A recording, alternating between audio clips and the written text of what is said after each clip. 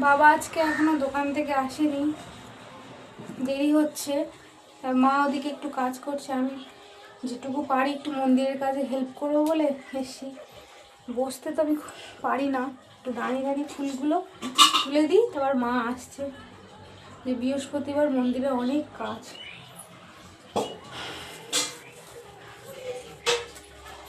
ফুলগুলো অন্তত তুলে দিতে পারি না, সেটাই দেখছি। এই দেখো আমাদের ঠাকুর দেখবে। এবারে গরম পড়ে যাবে, সব চাদর খুলে নিতে হবে গায়ে থেকে।